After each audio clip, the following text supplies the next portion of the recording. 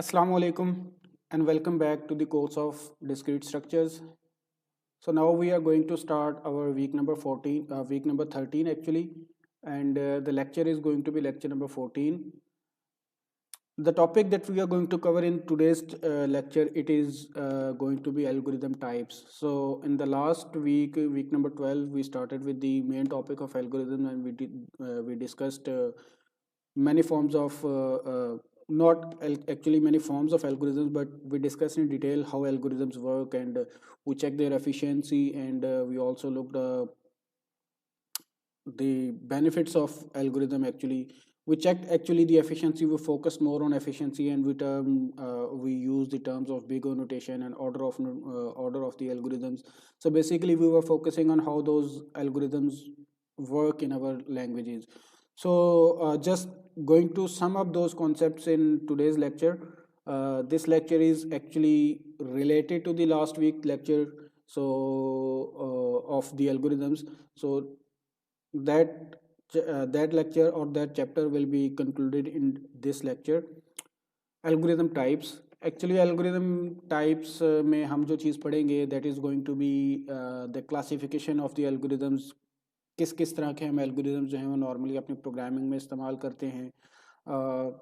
Categories कौन कौन सी होती हैं, जो बेसिकली जब आप हाई लेवल कोर्सेज में जाते हैं तो वो कौन कौन सी कैटेगरीज होती हैं जिनकी मदद से आप एल्गोरिदम्स को क्लासीफाई करते हैं. So that is actually what our main agenda is going to be today. So the main topic, the heading of the topic is algorithm types, and then we are going to cover briefly, not in detail, because अगर आप detail के अंदर जाएंगे तो every specific algorithm takes a lot of time. So but हम briefly इनकी जो types हैं, इनकी जो categories हैं, इनकी जो classifications हैं, उनको देख लेते हैं कि वो क्या क्या हैं. और फिर हम एक्चुअल में जब आप इनको डिटेल में पढ़ेंगे तो वो होगा एल्गोरिदम वाले कोर्स में. जब आप एल्गोरिदम एंड एनालिसिस वाला कोर्स होगा, चाहे वो आप may be you studied at in next semester और उससे फिर अगले सेमेस्टर में पढ़ेंगे, तो एल्गोरिदम एनालिसिस वाले कोर्स में आप इनको डिटेल में पढ़ेंगे. But for now we are just going to briefly touch the topic of algorithm types के कौन कौन से टाइप्स के एल्गोरिदम्स एग्जिस्ट करते हैं. So basically the agenda that we are going to cover today is going to be divided into three main topics. Not actually three main topics, because जो हमारा main focus है वो तो सिर्फ categories को देखना है. So first of all just define करेंगे कि what are the algorithm classifications, होती क्या है classification. उसके बाद फिर हम उसकी categories को देखेंगे.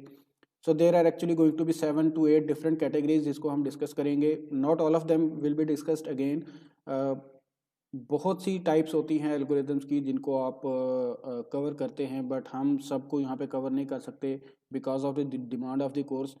इस कोर्स के अंदर हम जो मोस्ट इम्पॉर्टेंट या मोस्ट यूज कैटेगरीज होती हैं हम उनको डिस्कस करेंगे. इसमें से हम सिंपल रिकर्सिव एल्गोरिदम को देखेंगे, डिवाइड एंड कंकर को देखेंगे, डायनामिक प्रोग्रामिंग को देखेंगे, ग्रीडी एल्गोरिदम्स को देखेंगे, ब्रूट फोर्स एल्गोरिदम्स को देखेंगे और रैंडमाइज्ड एल्गोरिदम्स को देखेंगे. और फिर साथ साथ उनकी हम एक एक एग्जांपल्स भी देखेंगे जिससे हमें उनकी ज़्यादा क्लैरिटी होती रहेगी. So that is what the agenda of today's topic is going to be. So let's start actually. So starting with the classification means कि आप कैटेगरीज में या क्लासेस में या डिफरेंट टाइप्स में एल्गोरिदम को डिवाइड कर देते हैं. अब एल्गोरिदम्स हम बहुत सारे इस्तेमाल करते हैं. Whenever you listen the word of algorithm, आपके जहन में एक चीज़ आती है कि problem solving. So problem solving, अब कंप्यूटर की बेसिक डेफिनेशंस के अंदर जब भी आप कंप्यूटर की बेसिक डेफिनेशन देखें तो it is used for problem solving. Problem solving का वर्ड आप बार बार इस्तेमाल करते हैं. उसी तरह एल्गोरिदम्स का मतलब भी वही होता है, problem solving. So algorithms are actually problem solvers, और जिनको हम इस्तेमाल करते हैं एज अ प्रोग्रामर अपने कोड्स के अंदर, ताकि जो हमारी मेन प्रॉब्लम्स हैं हम उनको किसी तरीके से सॉल्व कर सकें. सो एल्गोरिदम्स आर प्रॉब्लम सॉल्वर्स, और हम उनको जितनी भी तरह की हमारे पास प्रॉब्लम्स होती हैं हम कोशिश करते हैं कि अपने प्रोग्राम्स की मदद से we try to solve them, और फिर हम एक यूनिक सोल्यूशन या एक बेस्ट सोल्यूशन जो है ना वो उसको फाइंड करने की कोशिश करते हैं. एल्गोरिदम के बारे में हमने देखा है कि हम उसकी एफिशिएंसी बेहतर कर सकते हैं, हम उसके टाइम कम्प्लेक्सिटी बेहतर बना सकते हैं, हम उसकी स्पेस कम्प्लेक्सिटी बेहतर बना सकते हैं, but still there exist many algorithms. अब वो सारे के सारे एल्गोरिदम जो हैं वो अपनी अपनी टाइप के हिसाब से इस्तेमाल किए जाते हैं, अपनी अपनी क्लासेस के अंदर उनको रखा जाता है, और वो जो क्लासिफिकेशंस है that differentiate each algorithm with another algorithm. So उनकी मदद से क्या होता है कि हमें ये पता लग जाता है कि हमने किस तरह की प्रॉब्लम के लिए किस तरह का एल्गोरिदम इस्तेमाल करना है. So algorithms that use a similar problem solving approach can be grouped together. So जो एक तरह की प्रॉब्लम सॉल्व कर रहे हो आप उनको एक तरह के ग्रुप में प्लेस कर देते हैं, जो दूसरी तरह की प्रॉब्लम सॉल्व कर रहे हो आप उनको दूसरे ग्रुप के अंदर मेंशन कर देते हैं. सो इस तरह आप ग्रुपिंग कर देते हैं. अब इसके अंदर जब आप ग्रुप्स बनाते हैं तो मतलब हम उनको क्लासिफिकेशन या आप सिंपली उसको कैटेगरीज भी बोल सकते हैं. जब आप इनको ग्रुप्स में डिवाइड करते हैं तो इसका मतलब बिल्कुल ये नहीं है कि जो एक एल्गोरिदम आपने ग्रुप ए में रखा है वो ग्रुप बी में आ ही नहीं सकता या ग्रुप सी में आ ही नहीं सकता. That what the point number 3 says कि जो क्लासिफिकेशन है it is neither exhaustive nor disjoint. यानी इसमें ज़रूरी नहीं है कि जो एक में आ गया वो दूसरे में ना आए, और ये भी ज़रूरी नहीं है कि वो सिर्फ एक में ही हो. ठीक है, ये भी ज़रूरी नहीं है और ये भी ज़रूरी नहीं है कि वो सब में हो. तो वो किसी एक में भी एग्जिस्ट कर सकता है, वो एक से ज़्यादा में भी एग्जिस्ट कर सकता है. ना ही वो एग्जॉस्टिव होगा ना ही वो डिसजॉइंट होगा. फॉर एग्जांपल चले एग्जांपल्स हम बाद में करते हैं क्योंकि आगे सारे एग्जांपल्स हैं उसमें मैं आपको बताता रहूँगा. सो एल्गोरिदम की हम इस तरह से क्लासेस बना लेते हैं, उनके ग्रुप्स बना लेते हैं, उनको इस तरह ग्रुप में कैटेगराइज कर देते हैं. उससे हमारे लिए आसानी ये होती है कि हमें ये पता लग जाता है कि किस तरह की प्रॉब्लम को हमने किस तरह के एल्गोरिदम की मदद से सॉल्व करना है. The purpose is not to be able to classify an algorithm as one type or another, but to highlight the various ways in which a problem can be attacked. So actual main मकसद तो वही again problem solving है. तो हमने groups इसलिए या classification इसलिए नहीं करनी कि हम ये पता कर सकें कि कौन सा एल्गोरिदम किसके लिए ज़्यादा एफिशिएंट है. हम सिर्फ ये फाइंड करना चाहते हैं कि किस प्रॉब्लम को किस किस बेहतर तरीके से सॉल्व किया जा सकता है. हमने प्रॉब्लम के ऊपर फोकस करना है, उस प्रॉब्लम को सॉल्व करने की. क्योंकि हमने लास्ट टाइम जब लास्ट टाइम वाले वीक में जो लेक्चर दे रहा था उसमें मैंने आपको बताया था कि एक प्रॉब्लम को सॉल्व करने के एक से ज़्यादा सॉल्यूशंस एग्जिस्ट कर सकते हैं. सो हमने ये चूज़ करना है कि कौन सा सॉल्यूशन सबसे बेस्ट है, कौन सा किस प्रॉब्लम को सबसे ज़्यादा बेहतर तरीके से किस तरीके से सॉल्व किया जा सकता है. सो हो सकता है जैसे मैंने लास्ट टाइम एग्जांपल दी थी कि सॉर्टिंग करनी है ना, सॉर्टिंग के लिए आप 3 से 4 डिफरेंट एल्गोरिदम्स हैं. बट एक बार क्विक सॉर्ट इस्तेमाल कर रहे होंगे आप, किसी दूसरी जगह पे मर्ज सॉर्ट इस्तेमाल कर रहे होंगे, किसी तीसरी जगह पे हीप सॉर्ट इस्तेमाल कर रहे होंगे. It depends upon the situation. So आप अपने अपने हिसाब से उनकी ग्रुप्स बना लेते हैं और उनको उस ग्रुप्स में डिवाइड कर दिया जाता है ताकि वो ग्रुप्स की मदद से हम ये डिसाइड कर सकें कि किस प्रॉब्लम को हमने कहाँ पे इस्तेमाल करना है या उस प्रॉब्लम. अब कैटेगरीज के ऊपर आ जाते हैं जो कि मोस्टली कैटेगरीज इस्तेमाल की जाती हैं and you would have listen some of these, या अगर पहले नहीं सुनी हुई तो आप सुन लेंगे and you are going to use them जब आप एल्गोरिदम का कोर्स पढ़ें या इवन आप मेरे ख्याल में डाटा स्ट्रक्चर्स के कोर्सेज में भी इनको इस्तेमाल कर रहे होंगे. अब ये जो सारी कैटेगरीज मैंने यहाँ पे मेंशन की हैं दे आर नॉट फाइनल. इसके अलावा और भी बहुत सी कैटेगरीज हैं but these are some of the major categories जो कि आजकल इस्तेमाल होती हैं. They are frequently used. First of all for example there is mentioned के simple recursive algorithms. Simple recursive algorithm बहुत बार कर चुके हैं हमने मिड टर्म्स के बाद जो रिकर्जन वाला टॉपिक शुरू किया था दैट इज़ ऑल उसके बाद हमने रिकर्सिव एल्गोरिदम भी देखे थे. सो रिकर्सिव एल्गोरिदम हम बार बार पढ़ चुके हैं. तो पहली कैटेगरी मेन कैटेगरी यही बनती है रिकर्सिव एल्गोरिदम की, वो वाले सारे एल्गोरिदम जो अपने ही आपको कॉल करके कोई फंक्शनैलिटी परफॉर्म कर रहे होते हैं. फिर इसी तरह एक और कैटेगरी आती है जिसको हम बोलते हैं back tracking algorithms. Back tracking algorithms होते हैं जो कि they go till the end end then they start doing something backwards. ठीक है, जैसे ट्री की ट्रेवर्सिंग आप लोगों ने देखी होगी. इसी तरह से कुछ और एल्गोरिदम्स होते हैं जो कि डिवाइड एंड कंकर एल्गोरिदम्स कहलाते हैं. डिवाइड एंड कंकर एल्गोरिदम नाम से आपको पता लग रहा है कुछ ऐसे एल्गोरिदम्स होते हैं जो कि मेन प्रॉब्लम्स को डिवाइड करते हैं फिर उनको सॉल्व करते हैं. Then there are going to be dynamic programming algorithms, then there are also greedy algorithms. इसी तरह से ब्रांच एंड बाउंड एल्गोरिदम्स की कैटेगरी होती है, ब्रूट फोर्स एल्गोरिदम की कैटेगरी होती है, रैंडमाइज्ड एल्गोरिदम की कैटेगरी होती है. सो इन सब कैटेगरीज को हम आहिस्ता आहिस्ता एक एक करके देख लेते हैं. First of all starting with the simple recursive algorithm. और सिंपल रिकर्सिव एल्गोरिदम हम इसको जस्ट ब्रीफली टच करेंगे एक दो एग्जांपल के साथ क्योंकि इसको हम काफ़ी बार देख चुके हैं. रिकर्सिव एल्गोरिदम वो वाले सारे के सारे algorithms which call themselves again and again to solve a particular problem. So recursive algorithm में basically आपके पास एक बेस केस होता है, बेस केस का रिजल्ट आपके पास होता है, और आप बाकी सारे के सारे जो प्रॉब्लम्स होती हैं या जो हायर प्रॉब्लम्स होती हैं आप उनको रिकर्सिवली कॉल करके बेस केस के ऊपर आते हैं और बेस केस से फिर उसको सॉल्व करके बाकी सारी प्रॉब्लम्स को सॉल्व कैलकुलेट करते हैं. सो solve the base case directly आपके पास बेस केस का आंसर होता है. फिर सिंपलर सब प्रॉब्लम्स को देखते हैं. जब आपके पास थोड़ी सी प्रॉब्लम बड़ी होती है तो ऑटोमेटिकली आपका काम जो है आपके प्रोग्राम का, आपके एल्गोरिदम का काम थोड़ा सा ज़्यादा बड़ा हो जाता है. इसको सिंपल मैंने इसलिए बोला है कि क्योंकि बाकी बहुत सारे एल्गोरिदम की जो टाइप्स हैं या जो क्लासिफिकेशंस हैं वो भी रिकर्सिवली ही एक तरीके से इस्तेमाल हो रही होती हैं. सो इसलिए हम इनको नॉर्मली सिंपल बोलते हैं कि रिकर्सिव जो है ना वो तो मतलब हर जगह ही इस्तेमाल होते हैं, तकरीबन हर जगह ही इस्तेमाल होते हैं. फॉर एग्जांपल आप देख लें कि आपने सिंपली एक छोटा सा एल्गोरिदम है, counting the number of elements in a list.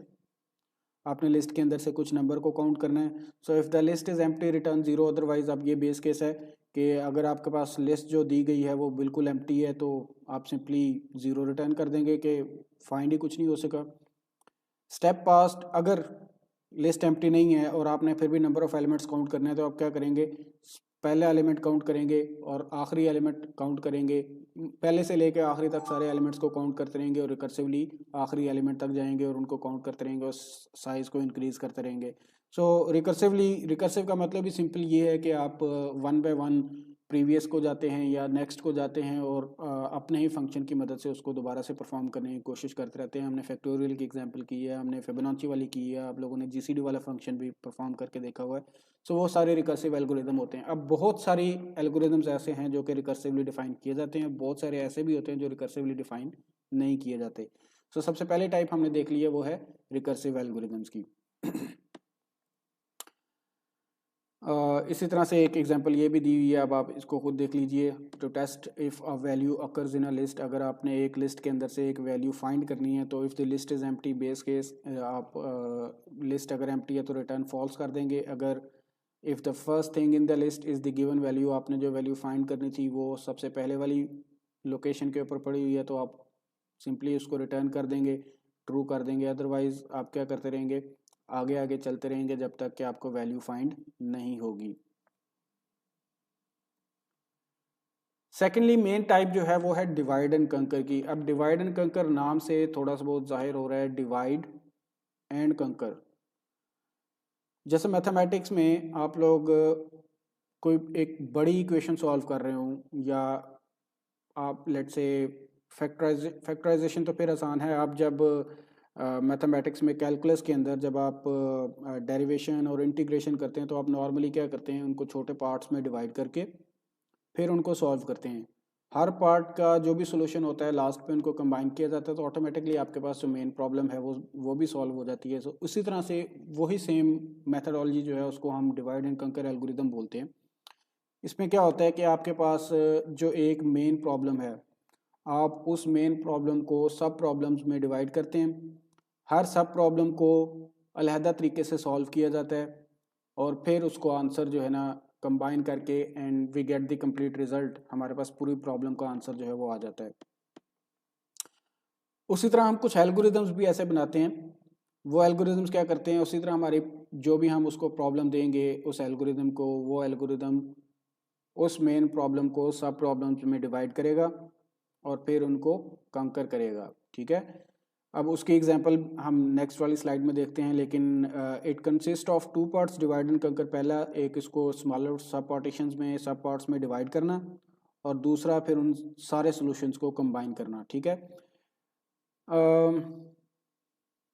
Traditionally an algorithm is only called divide and conquer if it contains at least two recursive calls. So अब जैसे मैंने पहले आपको बताया कि डिवाइड एंड कंकर एल्गोरिदम्स जो रिकर्सिव एल्गोरिदम्स होते हैं वो तकरीबन हर जगह इस्तेमाल होते हैं. जब भी हम एल्गोरिदम्स की बात करेंगे तो 90% चांस है कि वो रिकर्सिव एल्गोरिदम्स होंगे जो अपने ही आपको दोबारा से कॉल कर रहे होंगे अनटिल एंड अनलेस हमारे पास कोई ऐसी सिचुएशन आए जो कि ऐसा एल्गोरिदम हो जो अपने आप को रिकर्सिवली कॉल ना कर रहा हो. तो क्योंकि मोस्टली एल्गोरिदम जो है वो रिकर्सिवली कॉल होते हैं तो डिवाइड एंड कंकर भी मोस्टली अगर रिकर्सिवली कॉल हो रहा है, कोई ऐसा एल्गोरिदम है जो कि अपने आप को रिकर्सिवली कॉल कर रहा है और वो डिवाइड एंड कंकर की स्ट्रेटेजी इस्तेमाल कर रहा है, सो उसमें रिकर्सिवली कम से कम 2 बार वो कॉल होगा। क्यों? क्योंकि आपने तो प्रॉब्लम एक दी है और वो डिवाइड एंड कंकर के हिसाब से उसको क्या कर रहा है, एक्चुअल में 2 पार्ट्स में डिवाइड कर रहा है। एक पार्ट अपना काम करेगा, दूसरा पार्ट अपना काम करेगा। ठीक है, उसके एग्जांपल मैं आपको बताता हूँ, फिर मैं आपको एक और चीज़ इंटरेस्टिंग बताता हूँ। Example quick sort. Quick sort की एग्जांपल, क्विक सॉर्टिंग आप लोगों ने डाटा स्ट्रक्चर में हसान साहब से की होगी। क्विक सॉर्ट में क्या होता है, आपके पास एक एरे होता है, आप उस एरे को 2 पार्ट्स में डिवाइड कर देते हैं। तो आपके पास एक बिगर एरे था, आपने उस एरे को 2 पार्ट्स में डिवाइड कर दिया, दोनों स्मॉलर पार्ट्स बन गए।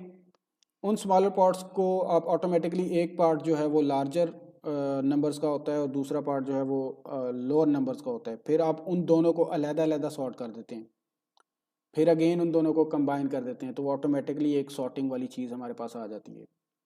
This is what happens in quick sort. इसी तरह मर्ज सॉर्ट में क्या होता है, मर्ज सॉर्ट में भी आप एरे को हाफ में डिवाइड कर देते हैं। आप इसमें वो अपर लार्जर और स्मॉलर नंबर्स वाले के हिसाब से पार्ट डिवाइड नहीं करते, बट फिर भी आप एक एरे को 2 पार्ट्स में डिवाइड कर देते हैं। सो मेन प्रॉब्लम को आपने सब प्रॉब्लम्स में डिवाइड कर दिया। जब आप उसको 2 पार्ट्स में डिवाइड करेंगे, दोनों के ऊपर आप अलग-अलग मर्ज सॉर्ट लगा देंगे, वो उनको सॉर्ट करेगा, लास्ट पे फिर कंबाइन कर देंगे। वो भी मेरे ख्याल में मर्ज सॉर्ट में फिर फर्दर, अगर आपके पास 8 नंबर जो थे वो पड़े हुए थे, आपने उनको 4-4 में डिवाइड किया, वो फिर मर्ज सॉर्ट करेगा, 4 को 2-2 में डिवाइड करेगा, वो फिर मर्ज सॉर्ट करेगा, 2 को 1-1 में डिवाइड करेगा और फिर उस तरह से उनको कंबाइन करता रहेगा। सही है। तो यहाँ पे एक तो बैक ट्रैकिंग वाला एल्गोरिदम जो यहाँ पे मैंने मेंशन किया है, एक तो बैक ट्रैकिंग वाला एल्गोरिदम इस्तेमाल हो रहा है, दूसरा डिवाइड एंड कंकर वाला हो रहा है। मेन प्रॉब्लम को छोटी प्रॉब्लम में डिवाइड किया जा रहा है, फिर छोटी को फर्दर छोटी में डिवाइड किया जा रहा है, एंड सो ऑन। सो इसी तरह से फिबोनाची नंबर्स के ऊपर क्योंकि हमने बहुत सारा काम किया, फिबोनाची नंबर्स रिकर्सिवली इस्तेमाल हो रहे हैं। किस तरह से इस्तेमाल हो रहे हैं, ये भी डिवाइड एंड कंकर के हिसाब से ही इस्तेमाल हो रहे हैं। अब इसमें क्या होता है, हमारे पास बेस केस तो होता है 0 और 1 की सूरत में, फिर हम इसको कॉल करते हैं, अगर बेस केस की सूरत ना हो, फिर हम इसको कॉल करते हैं n-1 या n-2 टाइम्स। ठीक है, अब n-1 अपना काम करेगा, n-2 अपना काम करेगा, तो हमने n को 2 पार्ट्स में डिवाइड कर दिया, एक n-1 और एक n-2, तो डिवाइड कर रहे हैं हम उसको छोटी सा प्रॉब्लम में। वो अब क्या करेगा, आहिस्ता आहिस्ता उनको कैलकुलेट करना शुरू करेगा और हमारे पास पूरी फिबोनाची वाला जो सीक्वेंस है वो बनना शुरू हो जाएगा। सो एक्चुअल में जो चीज़ यहाँ पे आप लोगों ने 2 चीज़ें नोट की होंगी, एक तो ये कि algorithms are not exhaustive nor disjoint, यानी फिबोनाची नंबर्स हमने देखा कि एक तो वो रिकर्सिव भी हैं, दूसरा वो डिवाइड एंड कंकर वाली स्ट्रेटजी भी इस्तेमाल कर रहे हैं। तो वो दोनों फिबोनाची नंबर्स को हम दोनों कैटेगरीज में कंसीडर कर सकते हैं, बट हमें एक्चुअल मेन चीज़ का पता होना चाहिए कि स्ट्रेटजी क्या होती है। सो डिवाइड एंड कंकर स्ट्रेटजी होती है जो कि मेन प्रॉब्लम को सब प्रॉब्लम में डिवाइड करे, फिर चाहे वो उसको रिकर्सिवली इम्प्लीमेंट करे या फिर डायरेक्टली लूप्स की मदद से इम्प्लीमेंट करे, बट स्ट्रेटजी वो वाली इस्तेमाल करे। सो हम उस कैटेगरी को कहेंगे डिवाइड एंड कंकर एल्गोरिदम। सो फिबोनाची एक डिवाइड एंड कंकर है, इसी तरह ये मर्ज सॉर्ट और क्विक सॉर्ट ये भी एक डिवाइड एंड कंकर है। तो वो वाली चीज़ भी यहाँ पे क्लियर होगी कि कुछ एल्गोरिदम्स 2 या 2 से ज़्यादा कैटेगरीज के अंदर भी एग्जिस्ट कर सकते हैं। ठीक है, वो हो सकता है वो एक में ही एग्जिस्ट करें, ये भी ठीक है। सो फिबोनाची नंबर की एक प्रॉब्लम है यहाँ पे, वो मैंने मेंशन कर दी है, आपको स्लाइड के ऊपर नज़र आ रही है, दैट इज़ कि ये थोड़ा सा एक्सपेंसिव एल्गोरिदम होता है। फिबोनाची नंबर्स वाला जो एल्गोरिदम है ये फिबोनाची नंबर्स होता है। लास्ट टाइम हमने इसकी देखी थी कि जो एक्चुअल में इसकी टाइम कम्प्लेक्सिटी बहुत ज़्यादा होती है और वो आती है 2⁻n, जो कि एक्सपोनेंशियल। और लास्ट टाइम हमने ग्राफ में देखा था कि जो सबसे वर्स्ट टाइम कॉम्प्लेक्सिटी होती है वो 2⁻n वाली होती है या एक्सपोनेंशियल नोटेशन वाली होती है। सो फिबोनाची नंबर्स एक्चुअल में हायर नंबर्स के ऊपर जाकर वर्स्ट टाइम देती है टाइम कॉम्प्लेक्सिटी के हिसाब से। ठीक है, सो अभी तक हमने 2 देख लिए, रिकर्सिव एल्गोरिदम, रिकर्सिव के साथ ही हमने बैक ट्रैकिंग भी एक्चुअल में देखा, बैक ट्रैकिंग के बाद हमने डिवाइड एंड कंकर देख लिया। अब डिवाइड एंड कंकर में भी अगेन हमने रिकर्सिव वाली भी देख ली और बैक ट्रैकिंग भी ऑटोमेटिकली इसके अंदर वो जो फिबोनाची नंबर्स है वो बैक ट्रैक करके दोबारा से आपकी वैल्यूज़ को प्रोड्यूस कर रहे होते हैं। So moving on, dynamic programming. Dynamic programming algorithms कुछ ऐसे स्पेशल एल्गोरिदम्स होते हैं या ऐसी स्पेशल क्लास होती है एल्गोरिदम्स की जो अपने प्रीवियस रिजल्ट्स की बेस के ऊपर अपना नेक्स्ट रिजल्ट जो है वो प्रोड्यूस करते हैं। डायनामिक डायनामिक वर्ड मेरे ख्याल में सबको पता है, स्टैटिक का ऑपोजिट, स्टैटिक का मतलब जो सेम रहता है, डायनामिक का मतलब जो चेंज होता रहता है। इस तरह के प्रोग्रामिंग के एल्गोरिदम, डायनामिक प्रोग्रामिंग एल्गोरिदम्स आप मोस्टली सुनते होंगे आर्टिफिशियल इंटेलिजेंस में, मशीन लर्निंग में, या इस तरह के जो कोर्सेज में जहाँ पे प्रिडिक्शन वाले सिस्टम चलते हैं, वहाँ पे ये डायनामिक प्रोग्रामिंग एल्गोरिदम्स इस्तेमाल होते हैं। अब इनका काम क्या होता है? इनका काम ये होता है कि एक्चुअल में इनके पास एक बहुत सारा डाटा पहले से पड़ा होता है। उन प्रीवियस डाटा की बेस के ऊपर इनके पास जो सॉल्यूशंस पड़े होते हैं, उन्हीं सॉल्यूशंस की बेस के ऊपर वो अगली कंपैरिजन करके बताते हैं कि आगे नेक्स्ट क्या चीज़ आने वाली है, प्रिडिक्शन करते हैं। वो प्रिडिक्शन एक्यूरेट भी हो सकती है, अनएक्यूरेट भी हो सकती है, but they do predict something.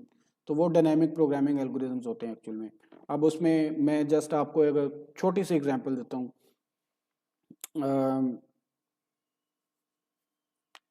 Weather forecasting में क्या होता है, जो वेदर फोरकास्ट की एप्लीकेशंस होती हैं या जो मशीन लर्निंग के एक्चुअल में जो पीछे एल्गोरिदम चल रहे होते हैं, वो क्या कर रहे होते हैं, वो पिछले प्रीवियस ईयर्स के डाटा को या प्रीवियस मंथ्स के डाटा को या प्रीवियस जो भी एक फ्लो चल रहा है उस डाटा को कंपेयर करते हैं। उन डाटा की बेस के ऊपर वो अगली प्रिडिक्शन करते हैं कि अगले अगले दिन में क्या होगा, अगले एक महीने में क्या होगा, बारिश कब होगी, ह्यूमिडिटी का लेवल कितना होगा, हवा का दबाव कितना होगा, एंड एवरीथिंग, सब कुछ वो बताते हैं। अब वो एल्गोरिदम आप कोई इंसान सेट नहीं करके दे रहा होता, मतलब वो प्रिडिक्शन इंसान नहीं कर रहा होता, वो सॉफ्टवेयर खुद इटसेल्फ कर रहा होता है। तो वो एक्चुअल में डायनामिक प्रोग्रामिंग होती है। वो प्रीवियस रिजल्ट्स की बेस के ऊपर नेक्स्ट वाला रिजल्ट जो है वो प्रेडिक्ट कर रहे होते हैं। एंड वी नो के मोस्टली 90 to 95% वो प्रिडिक्शन ट्रू ट्रू होती हैं। अब वो होता क्या है कि वो एक्चुअल में प्रीवियस उनके पास बहुत सारा डाटा होता है, उन बहुत सारे डाटा को उन्होंने कंपेयर किया होता है, रिमेंबर किया होता है, उनका एक पूरा फ्लो बना होता है। उन्हीं फ्लोज के ऊपर, उन्हीं डाटाज के ऊपर, उन्हीं सॉल्यूशंस के ऊपर वो नेक्स्ट वाली प्रिडिक्शन करते हैं। ठीक है, so that is called dynamic programming. So a dynamic programming algorithm remembers past results and uses them to find new results. This differs from divide and conquer where sub problems generally need not to overlap. अब इसमें थोड़ी सी divide and कंकर के साथ थोड़ी सी जो problem आती है वो ये आती है कि ये दोनों थोड़े से आपस में ऑपोजिट हैं। ये डिवाइड एंड कंकर में क्या होता है कि जब आप प्रॉब्लम्स को सब प्रॉब्लम्स में डिवाइड करते हैं, सो वो आपस में ओवरलैप नहीं करती। जैसे अभी हमने क्विक सॉर्टिंग वाले में देखा था, वो आपस में ओवरलैप नहीं कर रही। क्विक सॉर्ट में क्या हो रहा है, एक हिस्सा मर्ज सॉर्ट में सॉरी, एक हिस्सा अपना काम कर रहा है, दूसरा हिस्सा अपना काम कर रहा है, वो आपस में ओवरलैप नहीं हो रहे। बट डायनामिक में बहुत सी चीज़ें ओवरलैप होती हैं। This is generally use for optimisation problem. Optimisation क्या होती है, you would have heard this word optimisation. Optimisation actual में बेस्ट सॉल्यूशन के बारे में वर्ड इस्तेमाल किया जाता है। उसको हम ऑप्टिमाइज सॉल्यूशन भी बोलते हैं या बेस्ट सॉल्यूशन भी बोलते हैं।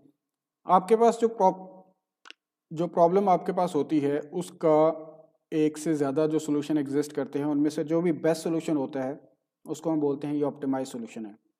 So multiple solution exist, need to find the best one, requires optimal substructure and overlapping sub problems। अब इसको दो तरीके से कैटेगराइज किया जाता है। ऑप्टिमल सबस्ट्रक्चर में क्या होता है, optimal solution contains optimal solution to the sub problems. जितनी भी आपके पास सब प्रॉब्लम्स हैं, ऑटोमेटिकली ये डिवाइड एंड कॉन्कर तो कर रहा होगा, बट उस तरह से नहीं जिस तरह से वो divide and conquer actually work करता है। डिवाइड एंड कॉन्कर में ओवरलैपिंग नहीं होती, बट ये डिवाइड एंड कॉन्कर ओवरलैप के साथ कर रहा होगा। और उन ओवरलैपिंग के दरमियान में से जो भी सबसे ऑप्टिमल या बेस्ट सोल्यूशन होगा उसको चूज करेगा।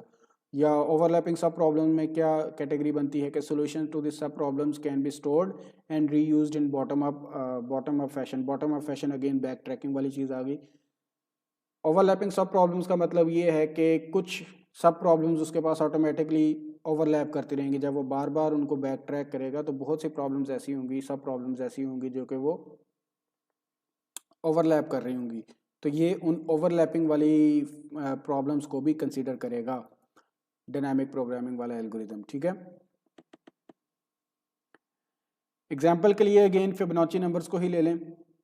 फिबोनाची नंबर्स में क्या हो रहा है, हमने इसको डायनामिकली रिकर्सिवली भी देखा, हमने फिबोनाची नंबर्स को डिवाइड एंड कंकर के हिसाब से भी देखा। अब इसको हम डायनामिकली भी देख लेते हैं कि डायनामिकली अगर हम इस एल्गोरिदम को इस्तेमाल करना चाहें तो ये डायनामिकली भी इस्तेमाल किया जा सकता है। अब कैसे किया जा सकता है, हमें बेस केस तो है हमारे पास, डायनामिकली ये ऑटोमेटिकली कर रहा होता है। किस तरह से, अब देखें डिवाइड एंड कंकर किस तरह से कर रहा था कि एक n-1 में डिवाइड कर रहा था, दूसरा हिस्सा n-2 में डिवाइड कर रहा था, और वो दोनों अपने अपने हिस्से में काम करते चले जा रहे थे। वो n-1 वाला हिस्सा जो था वो अगेन n-2 n-3 को कॉल करेगा, फिर वो n-2 वाला जो है वो n-3 n-4 को कॉल करेगा, और इधर वाला n-2 जो है वो n-3 n-4 को कॉल करेगा, और फिर n-3 n-4 n-5 को कॉल करेगा, एंड सो ऑन। और वो ओवरलैप नहीं हो रहे थे। लेकिन यहाँ पे डायनामिकली क्या होगा, अगर हम उसको डायनामिकली इस्तेमाल करें तो उसने अगर n-2 फाइंड करना तो वो एक बार ही फाइंड करेगा, वहाँ पे वो 2 बार फाइंड कर सकता है, 3 बार फाइंड कर सकता है, 4 बार फाइंड कर सकता है। अगर सिर्फ डिवाइड एंड कंकर की बात करें, वो ओवरलैप नहीं कर रहा। यहाँ पे वो हो सकता है सिर्फ एक बार ही फाइंड करे, n-2 उसने एक बार फाइंड कर लिया, उसने रिमेंबर कर लिया कि n-2 का आंसर क्या आता है। n-3 एक बार ही फाइंड करेगा तो वो n-3 एक बार उसने फाइंड कर लिया, बार बार उसको n-3 फाइंड करने की जरूरत नहीं है, चाहे वो लेफ्ट साइड वाले ट्री पे आ रहा है या राइट साइड वाले ट्री पे आ रहा है। So for example, first time आपने कॉल किया n-1 n-2, सही है। अब n-1 ने फर्दर आगे कॉल करना है n-2 को और n-3 को। सो बजाय इसके कि n-2 पहले निकाल लिया उसने, उसको दोबारा से यहाँ पे कैलकुलेट करे, उसको पता है कि n-2 की वैल्यू क्या है, सो वो डायनामिकली उसने रिमेंबर कर ली। सो वो n-2 की वैल्यू वहाँ पे रिप्लेस करेगा। अब उसने सिर्फ n-3 फाइंड करना है, और अगली बार n-3 n-4 फाइंड करना है तो n-3 की वैल्यू पहले से फाइंड होगी, तो वो उसको सिंपली रिमेंबर की हुई थी, उसने उसको इस्तेमाल कर लिया, n-4 फाइंड करेगा। सो प्रॉब्लम थोड़ी सी बेहतर होती जाएगी, ओवरलैपिंग एग्जिस्ट हो गई, ओवरलैपिंग का फ़ायदा हो गया। अगर डिवाइड एंड कंकर के हिसाब से चलते हैं तो क्या होता, n-1 n-2 को कॉल किया जाता, इधर n-1 दोबारा से n-2 n-3 को कॉल करता, और n-2 अगेन n-3 n-4 को कॉल करता। उधर n-3 अलहदा से कैलकुलेट होना था, इधर n-3 अलहदा से कैलकुलेट होना था, because they both were not overlapping. ठीक है। सो उससे फिर हमने देखा था कि उसकी एक्सपोनेंशियल फॉर्म जो है वो बहुत ज़्यादा, उसका जो टाइम कम्प्लेक्सिटी है वो बहुत ज़्यादा बढ़ जाती है। बट यहाँ पे उसकी टाइम कम्प्लेक्सिटी थोड़ी सी बेहतर होती है, but still it is very expensive algorithm. Next form है ग्रीडी एल्गोरिदम। ग्रीडी एल्गोरिदम आपको नाम से थोड़ा बहुत ज़्यादा क्लियर हो रहा होगा, जिसमें किसी तरह की लालच होती है। लेट से ग्रीड ये हो सकती है कि मैं मिनिमम नंबर ऑफ स्टेप्स में अपने डेस्टिनेशन तक पहुंच जाऊं। ग्रीड ये हो सकती है कि मैं मिनिमम मेमोरी इस्तेमाल करते हुए, ग्रीड ये हो सकती है मैं मिनिमम टाइम इस्तेमाल करते हुए, कोई भी। सो आप किसी एक स्पेशल अप्रोच की या किसी एक स्पेशल ग्रीड की वजह से कुछ एल्गोरिदम्स को इस्तेमाल करें, उसके अंदर वो ग्रीडी एल्गोरिदम इम्प्लीमेंट कर दें, तो वो ऑटोमेटिकली उस हिसाब से काम करेगी। सो अब एक्चुअल में इसमें ऑप्टिमाइजेशन जो है ना वो हर बार आए ये ज़रूरी नहीं है। ऑप्टिमाइजेशन मतलब बेस्ट सोल्यूशन हर पास आपके पास आए वो ज़रूरी नहीं है। Greedy algorithm works in phases, at each phase. अब हर फेज पे क्या होता है, you take the best you can get right now without regard for future consequences. आपके पास ग्रीडी एल्गोरिदम में हमेशा ये होगा, जिस पॉइंट पे आप हैं वहां से आपने देखना है कि अब मेरे लिए बेस्ट क्या है, उस बेस्ट पे आप आगे मूव हो गए, फिर वहां से आपने देखना है कि अगले स्टेप पे आ गए ना, तो अब अगले स्टेप पे आपने देखना है अब मेरे पास बेस्ट क्या है, फिर अगले पे मूव हुए अब मेरे पास बेस्ट क्या है। तो वो एक वक्त में एक स्टेप पे जो बेस्ट पॉसिबल है उसको चूज कर लिया, तो इस तरह सारे एक एक स्टेप पे सारे बेस्ट बेस्ट चूज कर लिए, तो ओवरऑल हो सकता है हमारे पास ऑप्टिमाइजेशन आंसर आ जाए, सोल्यूशन आ जाए। ज़रूरी नहीं है कि हर बार आए। उसकी एग्जांपल अभी हम देख लेते हैं। You hope that by choosing a local optimum at each step you will and up at a global optimum. वही चीज़ जो मैंने अभी आपको समझाई है। लोकल ऑप्टिमम मतलब पहले स्टेप पे आपने ऑप्टिमल सोल्यूशन चूज़ किया, अगले स्टेप पे भी ऑप्टिमल किया, अगले पे भी किया, और इसी तरह आप उम्मीद करते गए कि ओवरऑल जो है वो भी मेरे पास ऑप्टिमल सोल्यूशन ही आएगा। तो क्या ये हर सूरत में एग्जिस्ट करता है? ज़रूरी नहीं है। अब वो देखते हैं। एग्जाम्पल पे जाने से पहले मैं वैसे ही अभी अभी जहन में एक एग्जाम्पल आई है, पहले वो समझा देता हूँ। फॉर एग्जाम्पल, आपने यहाँ से गुलबर्ग जाना है, आप आपके पास डिफरेंट मैप्स हैं, डिफरेंट रूट्स हैं, हर रूट के ऊपर डिफरेंट चेक पॉइंट्स हैं। आप पहली चेक पॉइंट पे गए, आपने देखा अगली चेक पॉइंट्स जो है मेरे पास लेट से 3 चेक पॉइंट्स हैं अगली, सबसे मिनिमम रास्ता कौन सा है, सबसे छोटा रास्ता कौन सा है, आपने सबसे छोटा रास्ता चूज़ किया, बेस्ट पॉसिबल, वहाँ पे चले गए। उस चेक पॉइंट से आगे फर्दर 3 और चेक पॉइंट्स हैं, वहाँ पे उस चेक पॉइंट पे आपने फिर से डिसाइड किया कि सबसे छोटी चेक पॉइंट, सबसे करीब वाली चेक पॉइंट कौन सी है। तो इस तरह करते करते करते आप हो सकता है गुलबर्ग पहुँच जाएं, बट ज़रूरी हर चेक पॉइंट पे आपने क्या किया, ये ज़रूर डिसाइड किया कि ऑप्टिमल सोल्यूशन कौन सा है या ऑप्टिमल रास्ता कौन सा है अगली चेक पॉइंट तक का, सबसे छोटा ग्रीड किया आपने। तो ज़रूर हमें हर स्टेप पे ऑप्टिमल सोल्यूशन मिल रहा है, लोकल ऑप्टिमल मिल रहा है, लेकिन ग्लोबल ज़रूरी नहीं है कि हमें वो ग्लोबल ही मिले। सही है, हो सकता है कि एक रास्ता जो पहले लंबा था बाद में ज़्यादा छोटा हो गया हो, लेकिन हमने क्योंकि वो ऑप्टिमल लोकल ऑप्टिमल को कंसिडर किया था, हो सकता है हमारे पास जो ग्लोबल आए वो ऑप्टिमल आए, हो सकता है वो ग्लोबल ऑप्टिमल ना आए। इसी तरह की एक प्रैक्टिकल एग्जांपल है जो पूरी दुनिया में जब भी ग्रीडी एल्गोरिथम्स को पढ़ा जाता है तो ये एग्जांपल दी जाती है, वो है काउंटिंग मनी वाली जो प्रॉब्लम है। Suppose you want to count out a certain amount of money using the fewest possible bills and coins. आपके पास जो बिल्स हैं या जो कॉइन्स हैं उनकी मनी की जो क्या कहते हैं मॉनेटरी सिस्टम होता है, वो हर कंट्री का अपना अपना अलग से होता है। फिलहाल हम एग्जांपल करते हैं यूएस की। अब यूएस में क्या होता है कि सबसे मिनिमम जो है सबसे मिनिमम जो कॉइन होता है वो होता है 1 सेंट का। उससे बड़ा जो कॉइन होता है वो होता है आपके पास 10 सेंट्स का। उससे बड़ा जो कॉइन होता है वो आपके पास होता है 25 सेंट्स का। उससे बड़ा होता है आपके पास $1 का। उससे बड़ा होता है आपके पास $5 का, एंड सो ऑन। इसी तरह से बढ़ते रहते हैं। $10 का आता है, फिर $50 का आता है, और फिर इसी तरह से बढ़ते रहते हैं। जैसे पाकिस्तान में है सबसे मिनिमम जो है ₹1 का है, फिर उससे बड़ा ₹2 का कॉइन है, फिर 5 का कॉइन है, फिर 10 का कॉइन है, फिर ₹20 का नोट है, फिर 50 का नोट आता है, फिर 100 का आता है, एंड सो ऑन। यूएस में कुछ इस तरह से है कि 1 सेंट, फिर 10 सेंट, फिर 25 सेंट, फिर 25 के बाद $1, फिर $5, एंड सो ऑन। लेट से आपको काउंटिंग मशीन या आप एटीएम में देखें तो वो एक्चुअल में इसी तरह के एल्गोरिदम्स को अप्रोच कर रही होती है। अब आप एल्गोरिदमिकली ये डिसाइड करना चाहते हैं कि आपके पास एक मनी है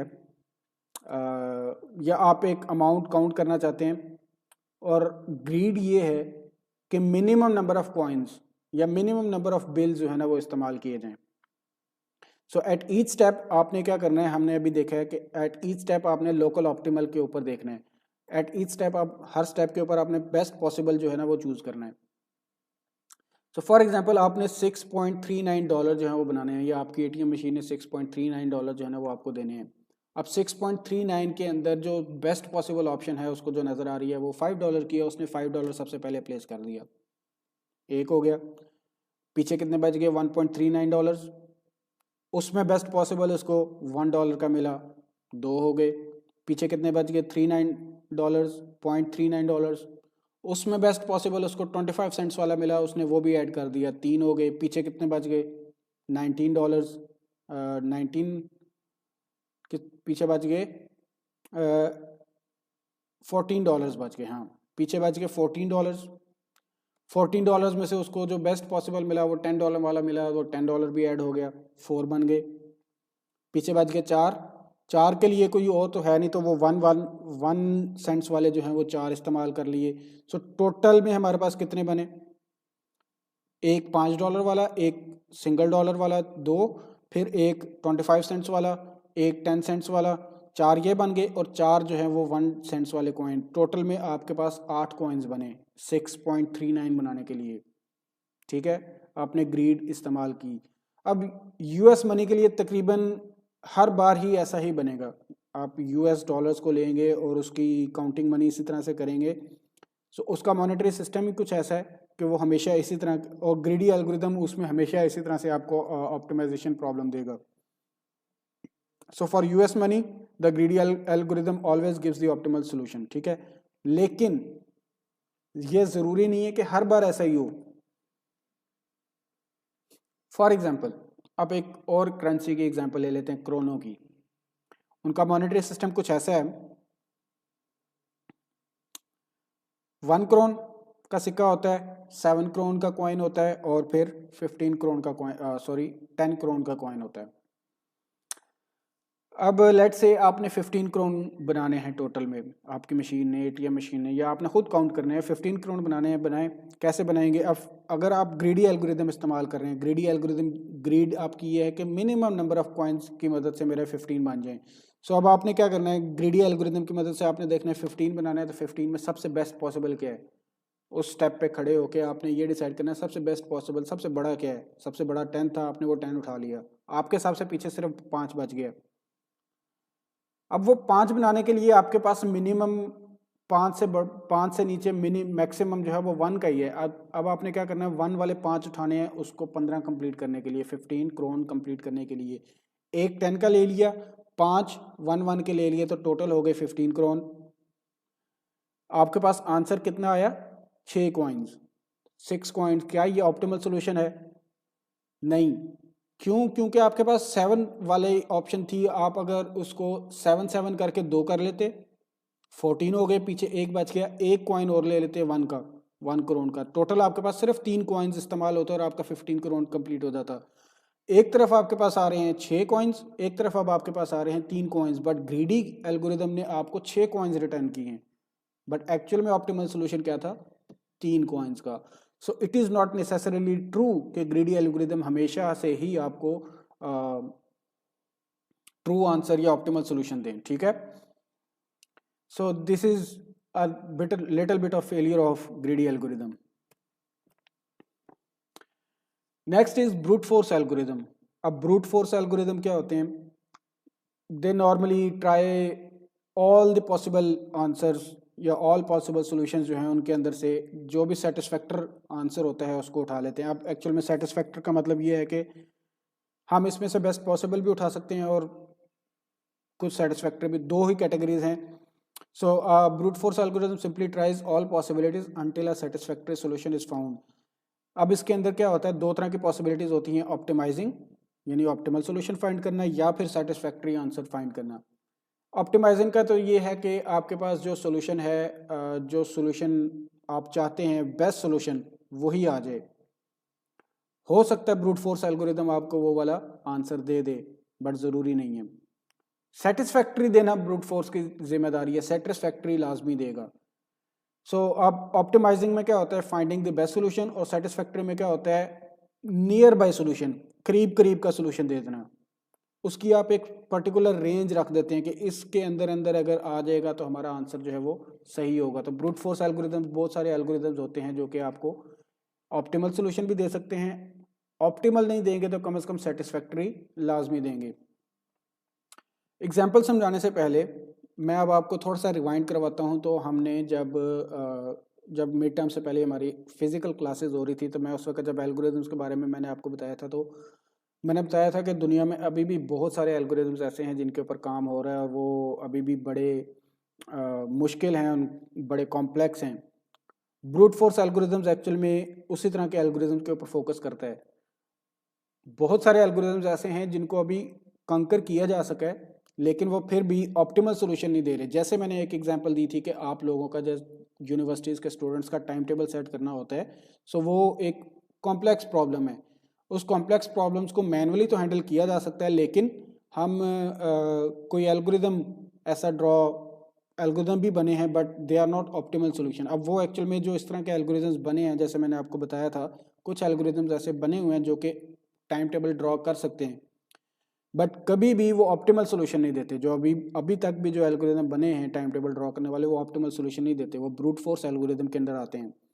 वो सेटिस्फैक्टरी आंसर ज़रूर देते हैं। सेटिस्फैक्टरी का मतलब हो सकता है थोड़ी सी रेंज के अंदर आपकी ओवरलैपिंग आ रही हो, बट सारे ओवरलैप नहीं हो रहे होंगे, ठीक है। कुछ कॉन्ट्राडिक्शन बच्चों के टाइम टेबल के अंदर आ रही होंगी, सारी नहीं हो रही होंगी। अब वो जो थोड़ी सी बच जाती हैं वो फिर मैनुअली दोबारा से रिमूव की जाती हैं। सो मैंने उस वक्त भी आपको बताया था कि ये कॉम्प्लेक्स एल्गोरिदम जो हैं ये ऑटोमेटिकली एग्जिस्ट करते हैं, और इनकी मदद से हम क्या करते हैं, नियर बाय सोल्यूशन जो है ना वो फाइंड कर लेते हैं। उसके बाद जो बाकी थोड़ी बहुत खामियां बच जाती हैं उनको फिर मैनुअली रिमूव किया जाता है। अब जैसे ऑप्टिमाइजिंग के लिए मैंने यहाँ पे एक एग्जांपल दी है कि आप ब्रूट फोर्स एल्गोरिदम इस्तेमाल करें। ऑप्टिमाइजर सोल्यूशन ये है आपके पास प्रॉब्लम है ट्रैवलिंग सेल्समैन की। ट्रैवलिंग सेल्समैन भी अगेन एक बहुत बड़ा एल्गोरिदम है जो कि अभी भी ब्रूट फोर्स के अंदर है, और कभी ये ऑप्टिमल भी दे देता है और मोस्टली ये सेटिस्फाइंग भी दे देता है। सेटिस्फाइंग, अब ये क्या है कि you if you want to find the best path for a travelling salesman का काम ये है कि सेल्समैन ने अपने एरिया के अंदर सारी शॉप्स को या सारी मार्केट्स में अपनी सेल करनी है, या सारे एरियाज़ में अपनी सेल्स करनी है एक दिन के अंदर, और उसने बेस्ट पाथ चूज़ करना है। बेस्ट पाथ का मतलब ये, एक ही रास्ता चूज़ करे, एक ही रास्ते से सारे के सारे एरियाज़ को, सारी की सारी शॉप्स को कवर कर ले और किसी रास्ते को ओवरलैप ना करे। ठीक है, ट्रैवलिंग सेल्समैन एक ही रास्ता कवर करे, एक ही रास्ते से सारी एरिया को, सारी शॉप्स को कवर कर ले और कभी भी ओवरलैप ना करे, यानी एक बार एक रास्ते से गुजर गया तो दोबारा उस रास्ते पे वापस ना आए। वो है बेस्ट सोल्यूशन। तो हो सकता है ब्रूट फोर्स का एल्गोरिदम कोई ऐसा हो जो कि उस तरह का एल्गोरिदम फाइंड कर दे, बट पॉसिबल नहीं है। पॉसिबल क्या है कि आप एक छोटी सी उसकी रेंज सेट कर दें कि कम से कम चलें 2 से 3 ओवरलैप्स आ सकते हैं, लेकिन सारे ओवरलैपिंग ना हो रहे हों। सो वो सेटिस्फाइंग प्रॉब्लम होगी। Finding a travelling salesman path that is with in 10% of optimal, कि ऑप्टिमल के अंदर 10% की रेंज के अंदर भी अगर आंसर आ रहा है, मतलब 5 से 6 अगर आपके पास डिफरेंट पाथ्स हैं, उनमें से 3 से 4 अगर ओवरलैप हो भी रहे हैं तो ठीक है, कुछ ना कुछ सोल्यूशन तो आ रहा है हमारे पास। या कम से कम जितने भी ओवरलैपिंग हो सकती हैं, सो वो हम कहेंगे वो हमारी सेटिस्फाइंग प्रॉब्लम है। आपने एक रेंज सेट कर दी, उस रेंज के अंदर अगर आपका आंसर आ रहा है तो that is satisfying. So this is brute force algorithm. ठीक है, इसको इम्प्रूव कैसे किया जा सकता है? 2 तरीके से, ह्यूरिस्टिक अप्रोच होती है और ऑप्टिमाइजेशन अप्रोच होती है। ब्रूट फोर्स अभी तक जितने भी बने हैं, जैसे मैंने आपको ये ट्रैवलिंग सेल्समैन वाली एग्जांपल भी दी और आपको मैंने टाइम टेबल वाली भी दी, ये सारे बहुत टाइम कॉम्प्लेक्स होते हैं। टाइम कॉम्प्लेक्सिटी इनकी बहुत ज़्यादा होती है, एक्सपोनेंशियल टाइम्स में होती है। सो इनको बेहतर बनाने के लिए ह्यूरिस्टिक अप्रोच इस्तेमाल की जाती है या ऑप्टिमाइजेशन अप्रोच इस्तेमाल की जाती है। ह्यूरिस्टिक अप्रोच ही होती है that helps you decide which possibilities to look at first, जिसमें आप पहले से बता देते हैं कि हमारे पास इस तरह के पर्टिकुलर आंसर्स आने चाहिए। कुछ नंबर ऑफ रेंजेस के आंसर्स आप पहले से बताते हैं कि इनमें से अगर कोई सा भी आंसर आ जाए, ABCDEFGH, इनमें से कोई सा भी आंसर आ जाए तो हम उसको एक्सेप्ट कर लेंगे। या फिर optimisation, in this case a way to eliminate certain possibilities without fully exploring them. आप कुछ माइनस कर दें कि ये वाले आंसर्स कभी ना आए, बाकी जो भी आएगा वो ठीक है। ठीक है, तो उनको फिर आप कह सकते हैं कि वो हमारी ब्रूट फोर्स जो है ना, वो एक्चुअल में थोड़ी सी improved brute force. Last randomized algorithm है। रैंडमाइज्ड एल्गोरिदम का मतलब नाम से पता लग रहा है, जो रैंडमली कुछ चीज़ें पिक करें और फिर उसको सॉल्व करें। So randomized algorithm uses a random number at least once during the computation to make a decision. और ये बहुत आसान है। जैसे एग्जांपल है क्विक सॉर्ट में आप क्या करते हैं, रैंडमली एक नंबर चूज करते हैं एज अ पिवट एलिमेंट। ठीक है, सो उसको पिवट एलिमेंट रैंडमली चूज किया जाता है। वो सेंटर से भी आ सकता है, लास्ट से भी आ सकता है, वन फर्स्ट पोजीशन से भी आ सकता है, कहीं से भी आ सकता है, तो रैंडमली चूज किया जाता है। इसी तरह trying to factor a large number by choosing random numbers as possible divisors. जब आप बहुत बड़ी फैक्टराइजेशन कर रहे हो तो उसमें आप रैंडमली नंबर्स को चूज करते हैं। सो ये इस तरह के जो एल्गोरिथम जो रैंडमली काम कर रहे हो, रैंडमली एक सोल्यूशन पुट करके आपको स्क्रीन के ऊपर दे दें, रैंडमली एक सोल्यूशन पिक करके आपको स्क्रीन के ऊपर दे दें, उसको हम रैंडमाइज्ड एल्गोरिथम बोलेंगे। ठीक है, या रैंडमली एक नंबर पिक करके उसको पिवट एलिमेंट के तौर पर रख दें क्विक सॉर्ट की सूरत में। सिमिलरली ये इस तरह के जितने भी एल्गोरिथम जो रैंडमली काम कर रहे हों, अब इसके ऊपर तो ना तो ऑप्टिमाइजेशन वाली प्रॉब्लम आएगी ना। So coming to the end, आज हमने एक्चुअल में कुछ क्लासिफिकेशंस को पढ़ा है कि एल्गोरिथम के अंदर बेसिकली किस किस तरह की क्लासेस जो है ना वो एग्जिस्ट करती हैं, या कौन कौन सी कैटेगरीज जो हैं जो एग्जिस्ट करती हैं। सो हमने सबसे पहले एक्चुअल में डिफाइन की है, और फिर उसके बाद कुछ कैटेगरीज को देखा है, जिसमें हमने सिंपल रिकर्सिव को सबसे पहले शुरू किया है, फिर डिवाइड एंड कंकर को देखा है, डायनामिक प्रोग्रामिंग एल्गोरिथम्स को देखा है, हमने ग्रीडी एल्गोरिथम्स को देखा है, ब्रूट फोर्स एल्गोरिथम्स को देखा है, और लास्ट पे हमने रैंडमाइज्ड एल्गोरिथम को जस्ट गो थ्रू किया है। साथ साथ हमने इन सब की एक एक एग्जांपल्स भी देखी हैं। सो ये सारे जो हैं, these are some of the main classes of the algorithms. Mostly जब आप कुछ या फाइनल ईयर प्रोजेक्ट में जब आप जाएंगे, या जब आप कुछ कॉम्प्लेक्स प्रोग्राम्स लिखेंगे तो आपको ऑटोमेटिकली इस तरह के प्रोग्राम्स की या इस तरह के एल्गोरिदम्स की आपको ज़रूरत पड़ेगी. So that's why we need to have a know how about the algorithms. और क्योंकि आप सारे प्रोग्रामर्स हैं या हम सब ने प्रोग्रामर बनना है, कंप्यूटर साइंटिस्ट बनना है, तो हमें इस तरह की कॉम्प्लेक्स एल्गोरिदम्स का और उनकी सारे टाइप्स का और उनकी सारी क्लासेस का पता होना चाहिए. So that is it from my side in this lecture, week number 13 part 1. और वीक नंबर 13 पार्ट 2 जो है वो अब नया टॉपिक हम शुरू करेंगे. और this is it from this lecture. Take care of your self.